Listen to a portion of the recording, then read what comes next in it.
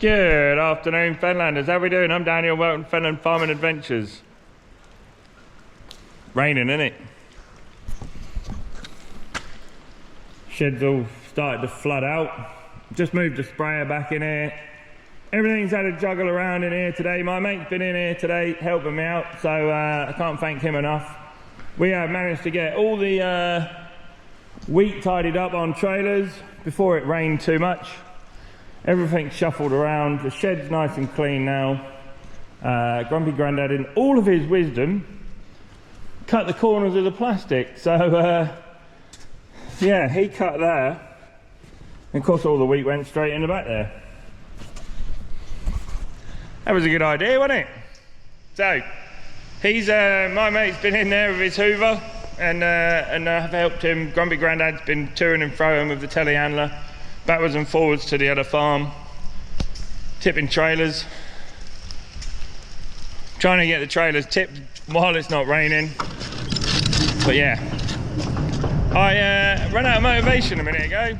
Went in the house, put my feet up, and had a cup of tea, had a little deliberation of whether or not I should go back outside, and here I am. I am back outside. I have no idea why. Before I shut the doors down and head for the other shed, I bought myself another muck fork. You remember Grumpy Grandad bought a muck fork from a sale a few weeks ago, or a few months ago, should I say. And it was for a loading shovel. It was far too heavy. And now I found one. I haven't filmed it because it came from Bledsoe's sale, their auction ground. They have now got an auction ground up in Northampton at Thrapston. I've never been there before. Initial impressions were it was lots of people's old tat. There was some good stuff. Obviously I got my muck fork from there, so I can't complain too much, but it's not their fault, but they had power tools and stuff that had been delivered there the day before, and they'd all left out in the rain. So, you know, like groups of old chainsaws, like 30 chainsaws in a lot. Lots of stuff there, none of it any interest to me. But if you got a little garden shed and you like pottering, that was the place for you. Let's put it like that. But as I say, I can't complain because my muck fork came from there that I've now got. And it is just a little muck fork. So the plan is to use the little muck fork for pushing muck up and stuff when I need to back here. And I've got a grab bucket, before I waffle on too much. And it's got two blades on it. It's got the original blade that it had on it, and then somebody's bolted on a blade underneath. And it's got sides on it as well. So as you go into a heap of muck, you kind of stop dead as soon as the blade hits it. The blade's too thick. The bolts don't help it and slide into the muck, you know. So I am going to do a little bit of reverse engineering on that and take the second blade off. And I'm also going to take the sides off it. And then that can live over at my pig units to load their muck up and stuff, you know. And the little muck fork, which is perfectly suited. It's not actually big enough for the little John Deere. So it would be perfect to push muck up with. Let's put it like that. Perfect to push muck up with, and that is about it really. Perfect when we've got two spreaders on the go. Grumpster can get on the little John Deere while I'm loading the spreaders with the big muck grab. He can just be tidying up and helping to keep stuff rounded up and stuff, you know. So two loaders will soon get one spreader loaded in next to no time, and it will work quite well. So it's not really big enough for the John Deere. It's kind of made like a muck fork for a tractor loader maybe, but it's good. I'm perfectly happy with it, and yeah, it doesn't look like it's done a lot. So I will show you what it is. It's an old Cherry Products, which will make Martin Johnson happy. Yeah, an old Cherry Products muck fork, should we say. So yeah, the shed's all ready to go. The harvester, we know, is all ready to go. That could do with a grease up and the windows cleaned and stuff. I've got tuck wells on, doing some bits and pieces for me behind the scenes on that.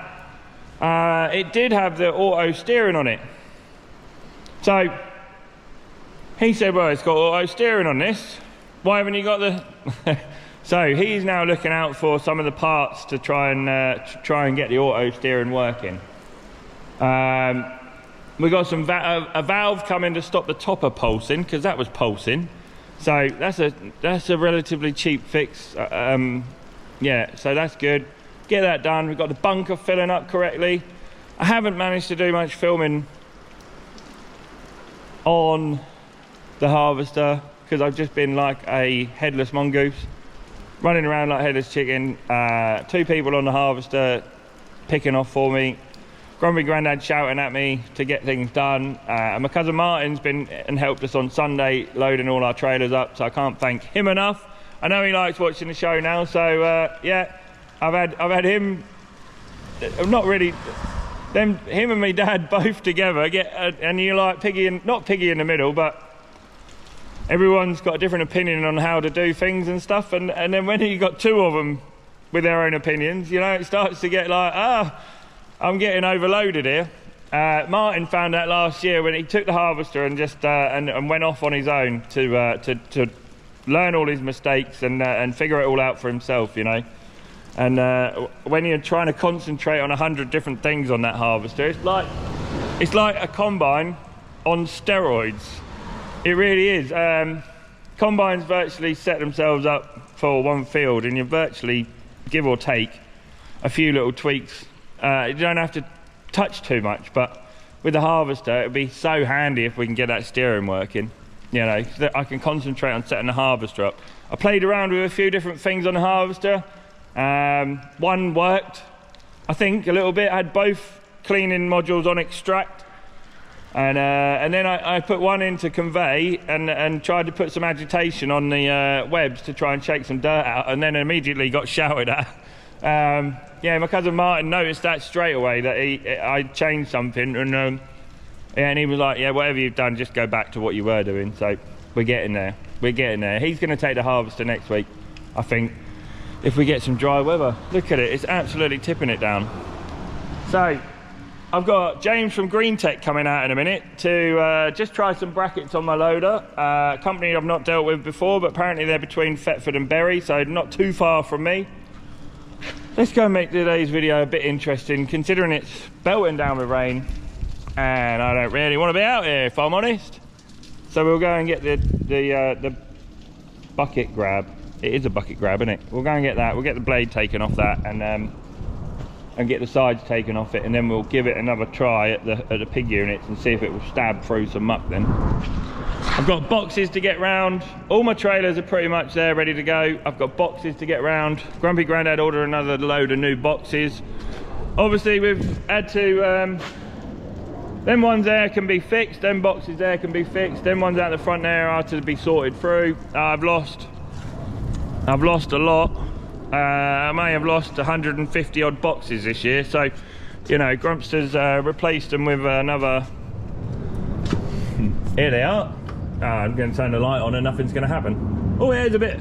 So all brand new boxes to fill this lean-to up, which would be great. I think Grumpster ordered about 180 odd boxes, so that's handy. So everything's ready to go.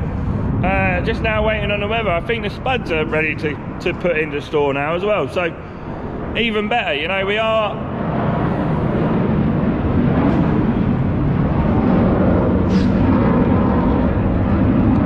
Do they have window wipers on F15s? They must have a window wiper on an F15. You know what a window wiper's like on a fast car if you go over 60 miles an hour. Sometimes they lift off the screen. They can't have, they must Rain-X there. Do they have window wipers? I don't know. Answers on a postcard. Maybe they pull up at the traffic lights and a little man with a squeegee. Right, let's get on. First thing I gotta do. Grumpster was a bit out of his measuring. Not far out, but he was a bit. So, that one looks like it's cut pretty good. And that one will fit in. But this one, do not. So, I have just got to get the big old grinder in there and just chisel a bit of that off. So, first things first, we'll do that. Sorry, forgot to turn the camera on. Just taking a little sliver off there, it should fit in there now. Let's have a look.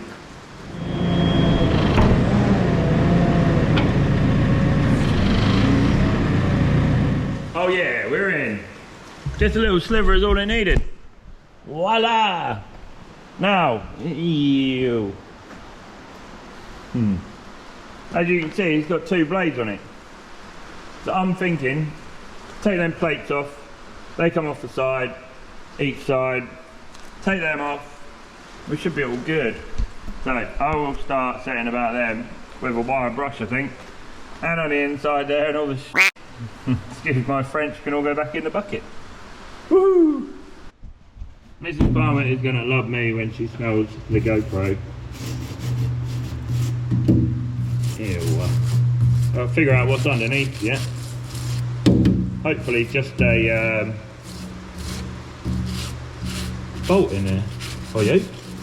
Little wash down probably wouldn't have gone amiss. I could have, well, it's been outside. Obviously not rained enough. Grump's still be moaning at me because I've caked his wire brush in. Right, let's get a socket. Oh, there we go.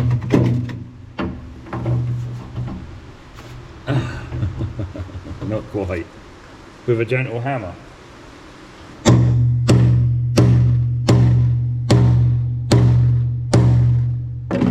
See what happens. As you know, the nut gun is supreme. Oh, that was easy. Now I've got to get the nut out. Hey, you got coach bolts inside them. Happy days. Right, off I go to get the nut out.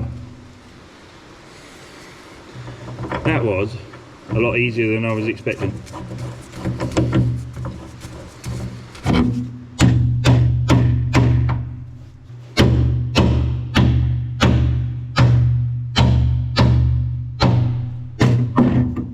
Yeah, now I know they come out okay.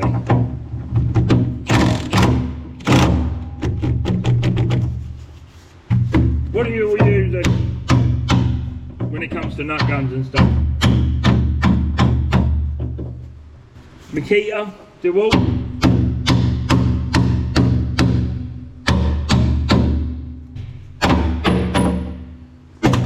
Oh, slightly bigger socket. Didn't work. Find out in 2 seconds.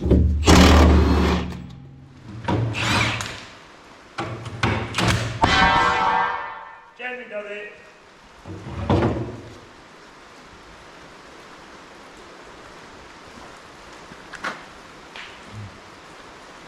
That's a good blade. That's heavy blade.